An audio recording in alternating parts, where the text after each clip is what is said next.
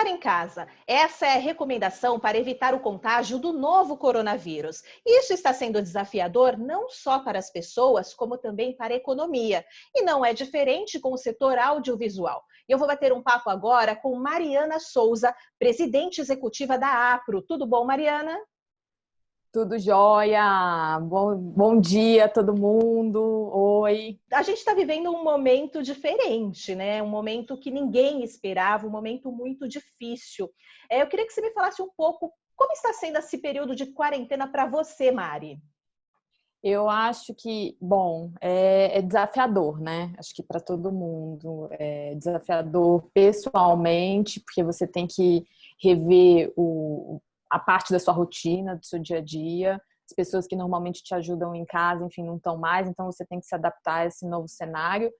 E a parte do negócio, né? A parte do dia a dia do mercado. Acho que a gente vem passando por fases com essa pandemia. Acho que a gente teve uma primeira fase, que foi a fase do apagar incêndio, com os vários cancelamentos, adiamentos de filmes, enfim, que a gente vivenciou aí as 2 semanas atrás, né? As 2 semanas foram bem intensas nesse sentido. O decreto de 17 de março, que foi o decreto que a prefeitura suspendeu os alvarás de filmagens em locações públicas, eu acho que foi ali para a gente um grande divisor de águas no momento de, enfim, ok, agora a gente tem que pensar com o outro lado da moeda, né? Porque até então a gente estava ali meio que administrando, mas o problema de verdade ainda estava um pouco distante.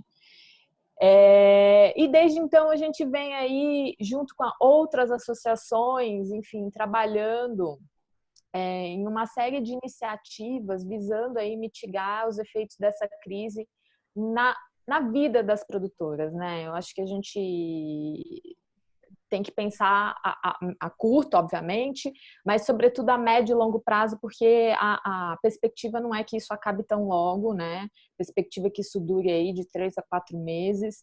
Então, sentamos, tivemos esse momento frio e calculista de fazer realmente um planejamento de contingenciamento para os próximos meses, estabelecendo aí as prioridades que a gente ia atuar nesse primeiro momento e as outras iniciativas que iam ser feitas com o passar do tempo, desde questões bem práticas de negociação com a classe, porque, enfim, o mercado audiovisual ele é um mercado que emprega uma série de técnicos autônomos. Então, a gente está falando aí de diretores de arte, diretores de fotografia, enfim, maquinistas, uma série de profissionais que dependem desses projetos para garantir uma renda. Então, a gente tem aí uma discussão e um diálogo muito estreito com o Sindicine, que é o Sindicato dos Técnicos, e o CAESP, que é o Sindicato Patronal das Produtoras, né, da Indústria Cinematográfica de São Paulo, no intuito de criar um entendimento para que não prejudique ninguém, né? Porque eu acho que esse é o momento de, mesmo que virtualmente, ninguém larga a mão de ninguém, né? Eu acho que estamos vivendo esse momento de preocupação mesmo, de como que essa indústria vai se manter ao longo desse tempo, desse período. Uma outra grande preocupação que a gente tem é a questão de fluxo de caixa das nossas produtoras. Obviamente, o mercado ele já vem administrando uma questão bem delicada de fluxo de caixa, imposta aí por prazos de pagamento de muitos clientes, que, enfim, chegam a 90, 120 dias, que é uma loucura se você Já era parar uma para pensar. crise que o mercado já vivia, né? Já vinha administrando ao longo dos últimos anos. Você imagina agora, com a paralisação, sei lá, 3, 4 meses, o problema de fluxo de caixa que as produtoras vão ter, enfim, lá na frente, né? Então, é uma outra demanda muito urgente que a gente está aí dialogando diretamente com entidades representativas do setor e, sobretudo, com iniciativas financeiras para que a gente consiga aí uma linha de crédito para capital de giro para essas empresas, com valor de juros mais baixo, enfim, um período de carência aí razoável para que elas consigam, de fato, se manter e evitar aí um eventual colapso financeiro enfim, que é iminente, né, numa situação como essa, e que a gente está tentando, de certa forma, evitar. Eu vi alguns movimentos, até uma campanha no Facebook falando dos profissionais que atuam nessa área. As entidades estão unidas neste setor, neste segmento, principalmente para não deixar na mão ninguém que trabalha tanto e que sempre suou a camisa nessa área? Olha, a gente tá buscando, obviamente, na medida do possível, conseguir, de alguma maneira, ampará-los.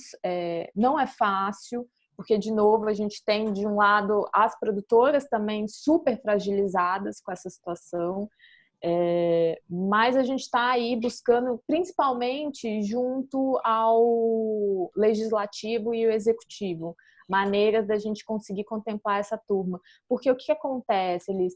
Nesse pacote que o governo está liberando de ajuda, né, para profissionais autônomos, a ajuda de R$ 600, que eu acho que todo mundo está vendo aí na televisão, essa iniciativa ela não se adapta à realidade da vida dos nossos técnicos, porque isso leva em consideração a renda desse pessoal ao longo dos últimos anos. E se você olhar a renda da nossa turma, ela é maior, obviamente, do que uma diarista, um cabeleireiro, um mecânico, enfim, óbvio que é, entendeu?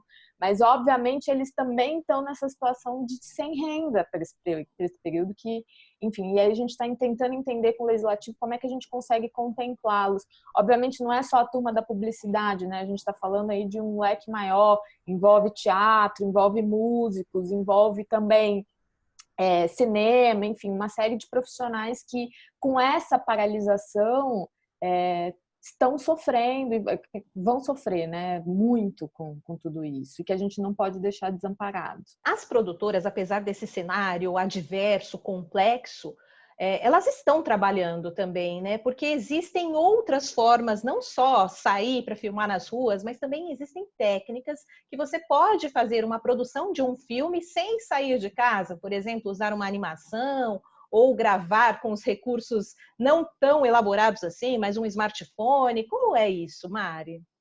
Com certeza, é uma outra bandeira que a gente vem aí, enfim, defendendo junto, sobretudo da ABA, né, que é a Associação Brasileira dos Anunciantes, de que sim, é possível, de que sim, é necessário, inclusive.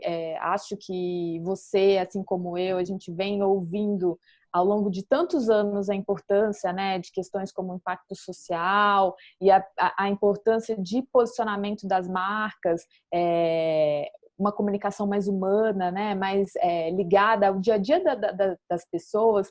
Acho que o momento é super necessário as marcas se posicionarem, né? Eu acho que o pessoal está em casa, a gente, de certa forma, está sendo massacrado com todas as informações a respeito da pandemia, do número de infectados, do número de mortes, enfim, é super pesado, né, esse dia a dia que a gente está vivendo. E eu acho que as marcas, elas têm aí um papel importantíssimo nesse contexto de construir conteúdo relevante para as pessoas, né? E por que não ser um momento de descontração, e por que não trazer um conteúdo informativo, mas de uma maneira mais leve? Obviamente, o momento é delicado, o momento é difícil, demanda muita cautela, mas eu acho que também é de grande oportunidade. A gente nunca teve uma audiência desse tamanho consumindo conteúdo audiovisual por diversas telas, né? Celular, computador, televisão, enfim, tablet. As crianças nunca tiveram também tão de frente, né? Enfim, com tudo isso. Então, acho que também a gente tem aí, enfim, um leque de oportunidades. Mari, para finalizar nosso papo, queria que você deixasse uma dica, um conselho para as pessoas que estão nos assistindo agora. Uma dica Mari ou uma dica da associação.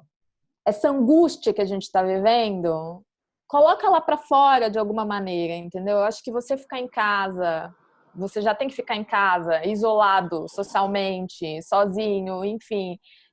Eu acho que é um momento que a gente pode usar a criatividade para poder pensar fora da caixa e construa, divida isso com a sua rede, porque você pode se surpreender com os resultados, né? Se puder dar uma dica, eu acho que é isso, que às vezes a gente acha que pode fazer tudo sozinho, e não pode, né? Eu acho que agora, mais que nunca, essas redes de relacionamento, esses trabalhos em colaboração, eles ganham cada vez mais força e ficam cada vez mais fortes, né? Enfim, diante dessa situação que a gente está vivendo. Tá certo, Mari. Obrigada pela entrevista.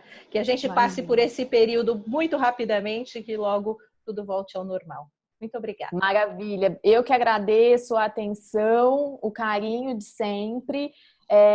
Fiquem em casa. Se puder, acompanhem a Apro nas redes sociais, que a gente está postando várias coisas que estão sendo produzidas nesse momento remoto, né, de trabalhos remotos. Então, acho que é bom até para inspirar aí novas possibilidades e ideias. Obrigada.